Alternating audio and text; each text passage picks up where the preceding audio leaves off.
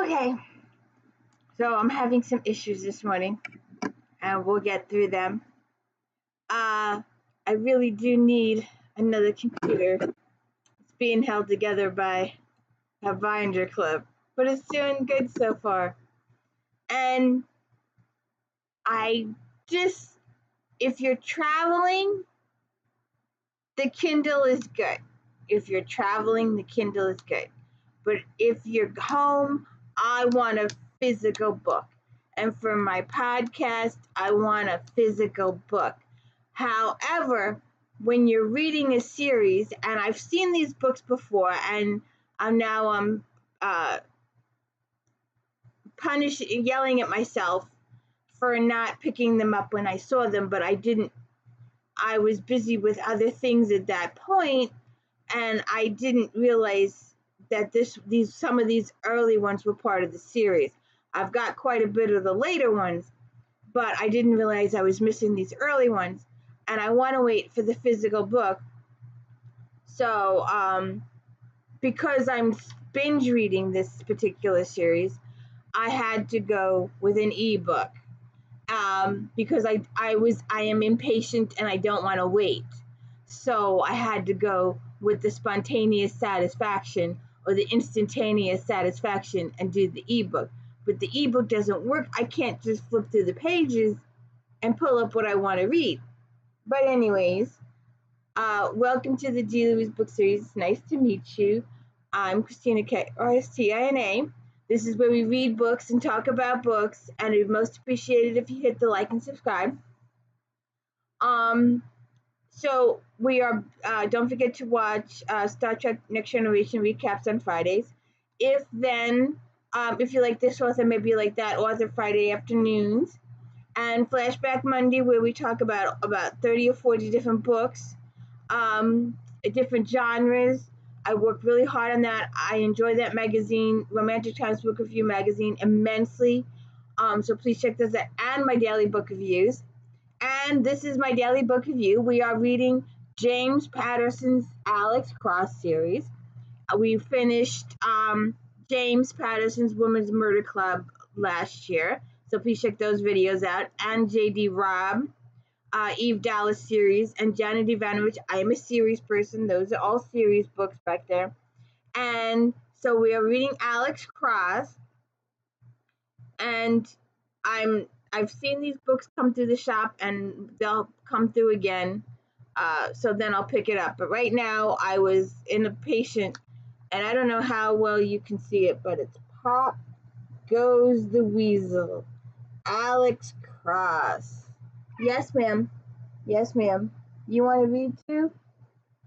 So, we start off this book, and spoilers! Lots and lots and lots and lots and lots and lots and lots of spoilers. I talk the book. I like to discuss the book, and I've got some issues with. And I know eventually Alex does quit, but not in this one. And I will spoil it that Christine is not his final person. But so in Pop Goes the Weasel, we start off with George Schaefer. He works for the British Embassy, and he has diplomatic immunity. And we will not go into how that is pertinent today. How a person cannot, if a convicted felon, they can not hold any office except president, but we won't go there. So anyways, so Alex is a detective with the DC Police Department, and John Sampson is his partner. And then we have Damon and Janie and Nana Mama, who takes care of them all for him. And we are investigating the Jane Doe murders. And by the way, you're told in the first chapter that Schaefer kills a hooker. He's involved in a role playing game, and him and his the four horsemen are taking their role a little too seriously, and they're killing women between the first victim is a young, well, she's not the first, there've been others. Apparently there's over 100, but at this juncture, the first victim is a teenager, and she was very brutally murdered. And Jeffrey Schaefer has um, not a split personality, but he has he pretends to have a happy life with his wife because he wanted this fancy schmancy job. He hates the fancy schmancy job, but I guess it had the money or whatever, and he pretends to be happy. But his wife also knows that he has a sex therapist. If you were through me, with me in the J.D. Robb Eve Dallas series, Charles Monroe, uh, yes, ma'am, was a what you call it, uh, a companion, a paid companion is what she calls them. Come here, come here, come here. Let them go. So then he turns into a sex therapist. So that's what's going on here.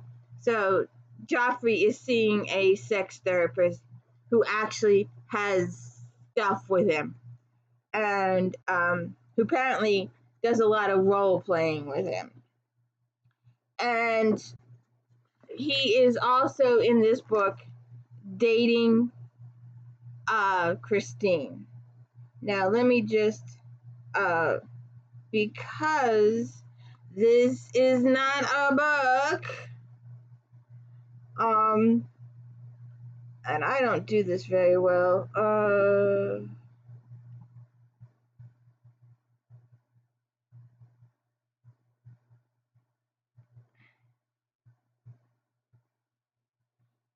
They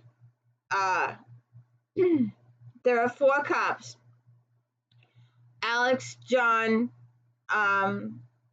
Jerome Thurman, and Rakeem Powell are in Shornmore. They all meet with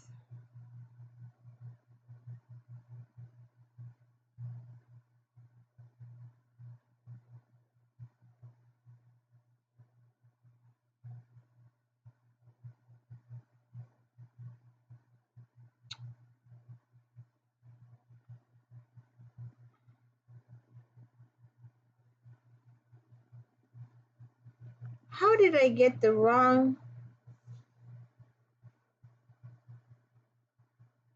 This is so hard. I don't know how. Oh, I like doing this with a physical book. I'm flawed. I make mistakes. Oh.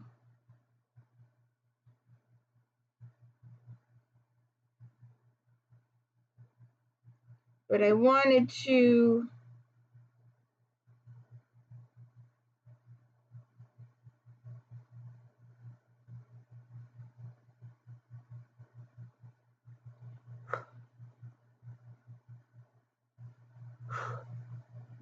So they're meeting. So the five of them are meeting on their own time to discuss the case because their boss doesn't want them to discuss the case together. Their boss is, and we'll get to him. I have a huge, this guy has it out for Alex Cross. He hates Alex Cross. He hates that Alex Cross is getting the publicity. He hates everything about Alex Cross. So I don't like his boss. So it says, the five of us have been getting together informally for a couple of weeks. We were beginning to work on the Jane Does, as we called them. Homicide had no official investigation going on. It wasn't trying to link the murders to a serial killer. I tried to start one and had been turned down by Chief Pittman. He claimed that I hadn't discovered a pattern link in any of the murders, and besides that, he didn't have any extra detectives for duty in Southeast. I said, and then they killed, the guy killed a nurse, and that brought them all together too, because she was not a Jane Doe. They knew who she was. So they discussed the murder scene. I suppose all you heard about Nina Childs by now, Simpson asked the other detectives. All of them had known Nina, and of course Jerome had been at the murder scene with us. The good die young, Rakeem Powell says. Severely shook his head. Rakeem is smart and tough and could go all the way in the department. Least they could do in the Southeast. His eyes went cold and hard. I told them what I knew, especially that Nina had been found with no ID. I mentioned everything else I noticed in the tenement crime scene. I also took the occasion to talk more about the rash of unsolved murders in the Southeast. I went over the devastating stats I had compiled mostly in my free time. Statistics like the Georgetown or the Capital District, people in the city be enraged, going ballistic, be Washington Post headlines every day. The president himself involved. Money no object. National tragedy. Jerome Thurman railed on and waved his arms around like signal flags. Well, here we are to do something about it, I said in a calmer voice. Money is no object with us, neither is time. Let me tell you what I feel about this killer. I think I know a few things about him. How'd you come up with a profile? Sean asked. How can you stand thinking about these kinky bastards as much as you do? It's what I do best. I've analyzed all the Jane Does. It took me weeks working on my own, just me and Kinky Bastard. I grinned and told them what I had so far. I think one male is responsible for at least some of the killings, maybe as many as a dozen. I don't think he's a brilliant killer like Gary Sanjay or Mr. Smith, but he's clever enough not to be caught. He's organized, reasonable, and careful. And he may even have friends at the FBI or Quantico. And then they go on, discuss it some more. And Samson's, one of them says, one thing, and this is a long shot, but it feels right to me. I think he might be suicidal. It fits the profile I'm working on. He's living dangerously, taking a lot of chances. He might just blow himself up. And Samson goes, pop goes the Weasel. And that's where the title of the book comes from. That is how they came up with the Weasel Killer. So that is that. We have the bad guy killing more people, and we have the identity of the four horsemen. This is so hard to see without pages.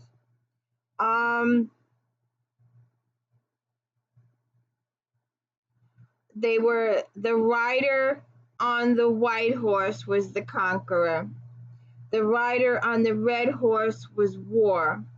The rider on the black horse was famine, and he is the rider on the pale horse, death. Now, I don't think that's how the real horseman thing goes, but that's how it goes. And it discusses the fact that they've been playing role-playing games, and that he's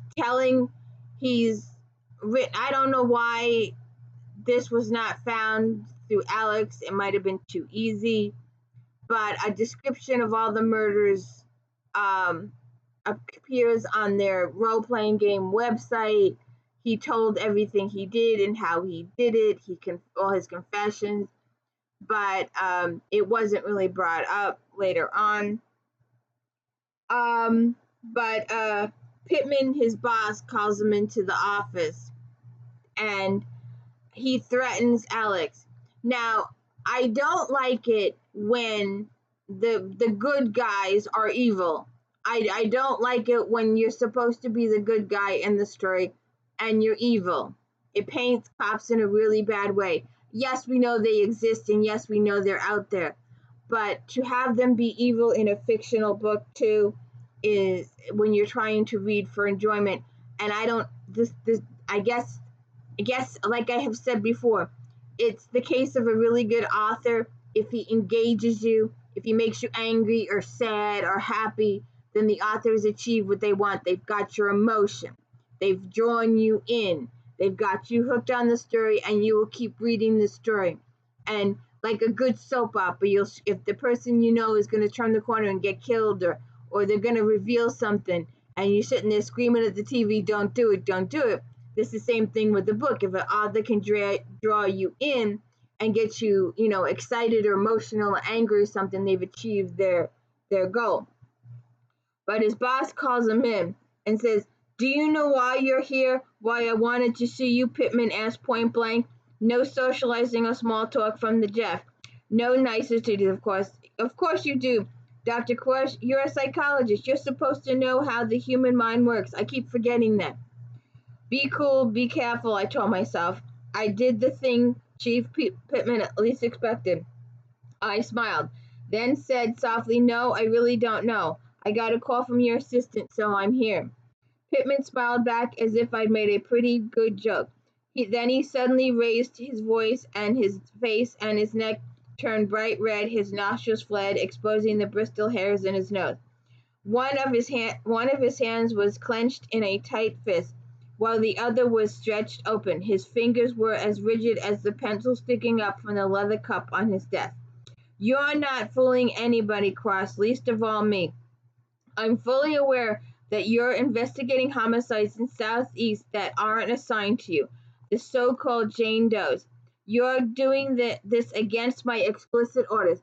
Now, if you're a good cop and you're trying to solve murders, you could work with other cops to solve these murders. But his boss is yelling at him and criticizing him and punishing him because he's working with other cops to solve the murders. What the F is up with this guy?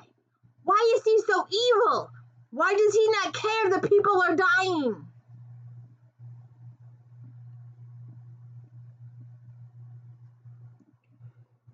"You're doing this against my explicit orders. Some of those cases have been closed for over a year. I won't have it. I won't tolerate your insubordination. Your condescending attitude. I know what you're trying to pull. Embarrass the department, specifically embarrass me. Curry favor with the mayor, making yourself some kind of folk hero in the Southeast in the process." I hated Pittman's tone and what he was saying, but I learned one trick a long time ago. It's probably the most important thing to know about politics inside any organization. It's so simple, but it's the key to every petty kingdom, every fiefdom. Knowledge is truly power. It's everything if you don't have any, pretend you do. So I told Pittman nothing. I didn't contradict him. I didn't admit to nothing. I did nothing. I let him think that maybe I was investigating old cases, but I didn't admit to it. I also let him think that maybe I had some powerful connections with the mayor. God only knows who else in the city on the hill. I let him think that I was after his job, or that I might have, God forbid, even loftier aspirations. I'm working the homicides assigned to me. Check with the captain. I'm doing my best to close as many cases as I can. And then we discover that not only is Pittman angry with Alex and yelling at Alex for doing all this stuff, but he's also hired Patsy Hopman, who's supposed to be, she wants to move up. She wants to have the glory. She wants the credit for solving cases. Oh, I've got it. And Pittman has hired her to spy on Alex. God forbid somebody gets murdered or there's an investigation out there. No, all Pittman cares about is Alex. And he's having this cop investigate or actually surveil Alex to see what he's doing. And she gets caught up in it. And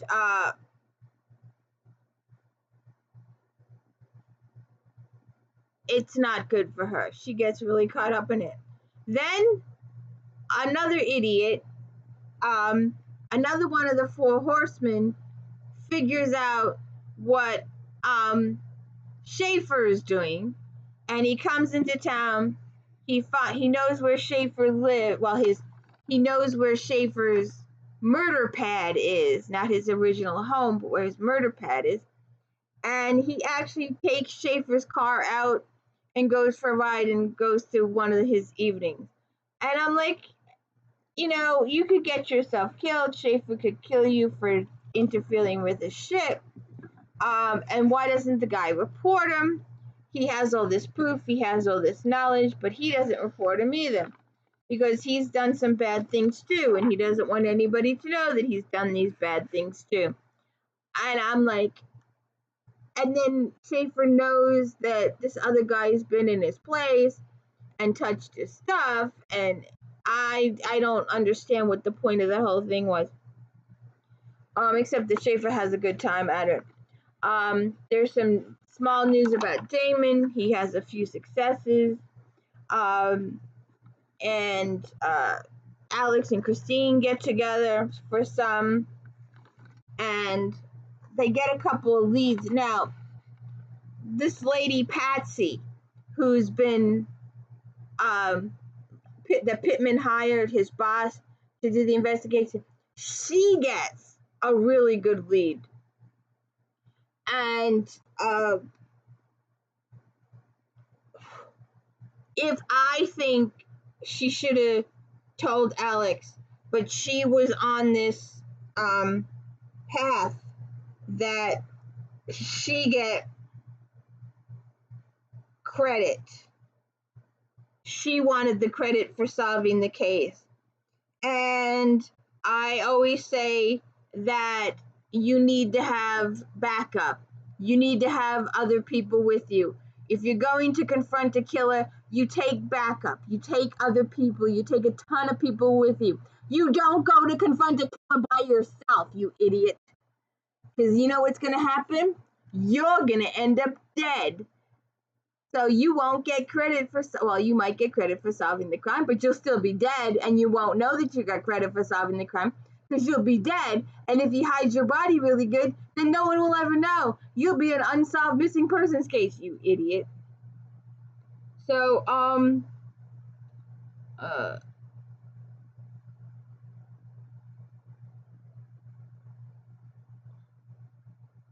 why did I?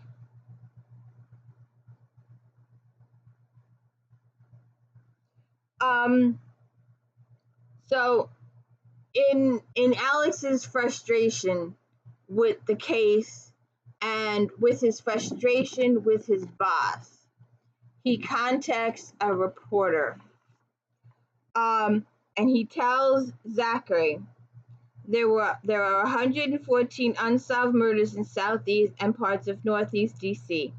I detailed the contrasting investigation of the cases of the Frank Oudenkirk and the German tourist in Georgetown, and those of the black teenagers Torrey Glover and Marion Cardinal. I filled him on the chief of detectives, his proclivities and his biases, or at least my perception of them. I even admitted that I disliked Pittman intensely, and Zachary knows I'm not that way about too many folks who don't murder for a living. And Alex gives him all his notes, all the proof and the documents to back up what he's saying. So then it hits the news, and it makes front page of the newspaper. And let's see,